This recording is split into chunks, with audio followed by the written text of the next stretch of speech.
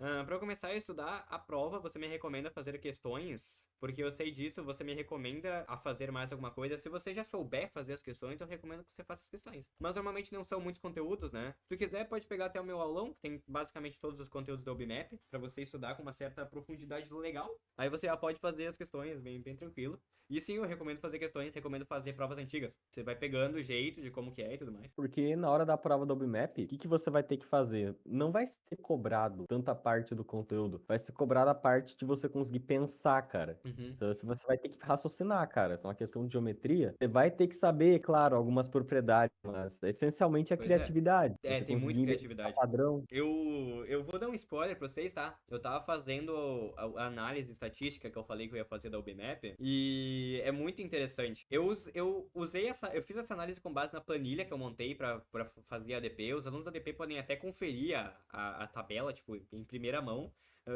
Eles podem recriar a tabela pra ter uma ideia. Eles têm todas as informações que eu vou passar praticamente, né? E é impressionante, porque as listas de nível 1, elas têm um número significativo de questões para algumas áreas. Então você vai ver, sei lá, álgebra, aritmética. Álgebra, aritmética deve ter somado o quê? Umas 60, 70 questões, mas lógica tem mais de 120 questões classificadas só como lógica. Gente, é absurdo o tanto de questão de lógica que tem na UBMap. E é uma questão que, assim, você sabe somar, você sabe que se algo é verdade, aquilo não é mentira, você já consegue fazer a questão. Claro, é um raciocínio mais rebuscado, né? Não é só isso. Mas o conteúdo, ele é ínfimo, sabe? Então, assim, é muito significativo, é bem interessante de se analisar, assim. O Falei no meu conteúdo, vídeo ele, o conteúdo entra mais como uma ferramenta para você conseguir resolver a prova, cara. Hum, Porque lógica é fundamentalmente resolução de problema, né, cara? O Isaú fez uma pergunta. Perguntou se resolvendo provas antigas você consegue bem. Cara, foi exatamente assim que eu estudei. E que praticamente todo mundo que foi medalhista estudou. Tipo, fazendo provas antigas, sabe?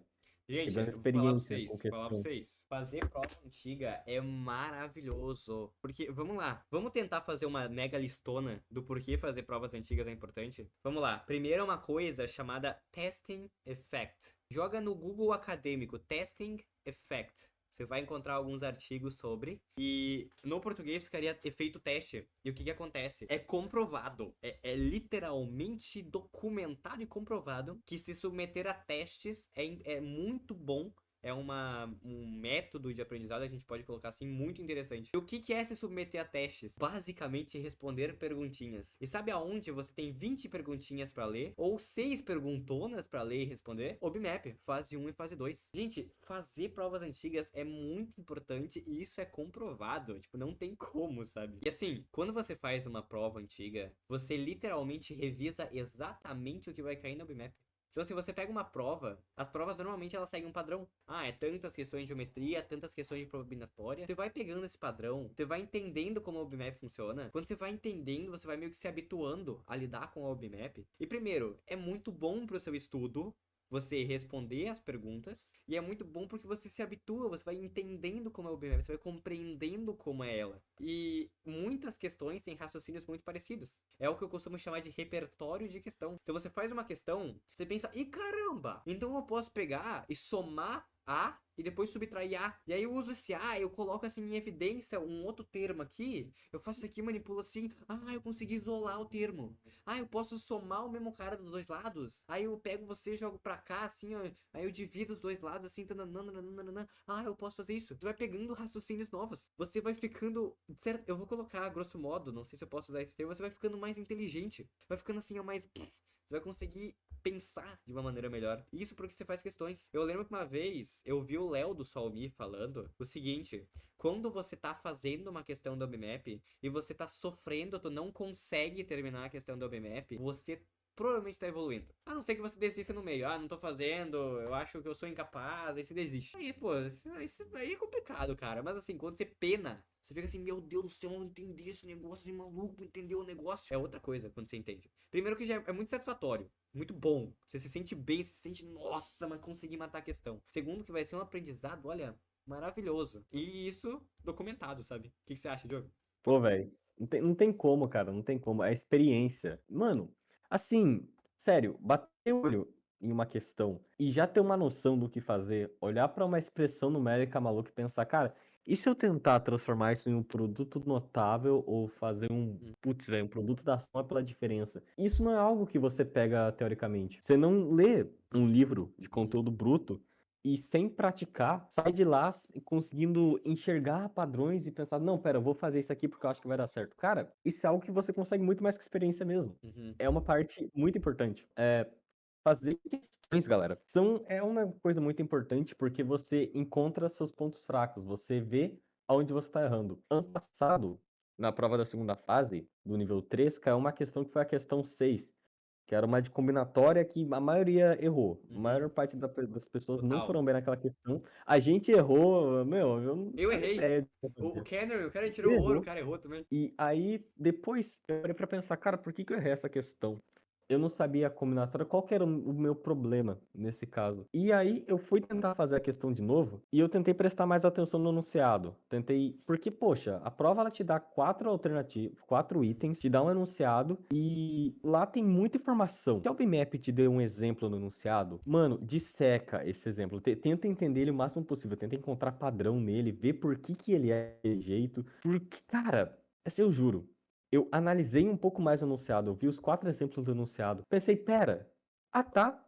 Então era isso. Fui lá, eu acertei o item A, B, C e D em, tipo, menos de, sei lá, 15 minutos. Porque eu prestei mais atenção no enunciado dessa vez e com isso eu consegui melhor. Então, olha Gente, só, eu errei a questão, fui fazer de novo, entendi onde que eu errei. E, cara, agora eu nunca mais vou errar por isso de novo. Eu espero.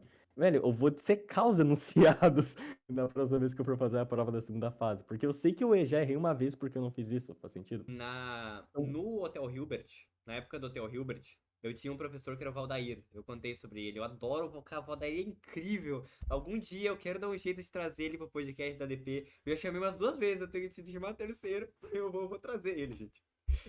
E o Valdair, ele falou um negócio muito importante. Ler o enunciado também faz parte da questão. Às vezes a gente esquece que o enunciado faz parte da questão. A gente pensa, não, o enunciado é só pra falar o que eu vou fazer, a questão é o que eu vou tentar fazer com isso. O enunciado é a questão. O enunciado faz parte intrinsecamente da questão. Então, gente, foca no enunciado, tá? ô Buscar Henrique, tem compreender o bastante enunciado. gente no chat falando que vai fazer a prova pela primeira vez. A Ana, Eli, falando que você recomenda para estudar. O que que você tem a dizer para essa galera que vai fazer pela primeira vez o OBMap? O que a gente tá falando aqui. Fazer questões. Claro, pegar o conteúdo e fazer questões. Uma coisa que eu recomendo, que eu acho que é interessante, eu conheci com um professor que hoje é meu colega de faculdade, que é o Lauro. Ele fala um negócio muito legal. A gente pensa que estudar é ver aula. A gente pensa que estudar é ler um livro ou ver aula. Não, gente. Tem muita gente que tem uma perspectiva de que fazer questão, fazer uma prova antiga é só pra ver se você tá afiado. É pra ver se você iria bem se fosse a prova oficial. Você vai fazer uma prova antiga pra ver se fosse a prova de verdade você iria bem. Gente, a prova também é um estudo, tá? Estudo não é só obter o conteúdo. Fazer questões também é estudar. Fazer questões é essencialmente estudar. Porque, de certa maneira, você está estudando questões, está aprendendo o raciocínio de uma questão, né? Então eu acho muito válida essa ideia, essa perspectiva de você analisar o estudo como sendo fazer questões também. Então, assim, claro, você precisa do conteúdo. Você precisa pegar o conteúdo de uma maneira. Mas o conteúdo, ele é, e como eu disse, o conteúdo é ínfimo. É muito pouco, sabe?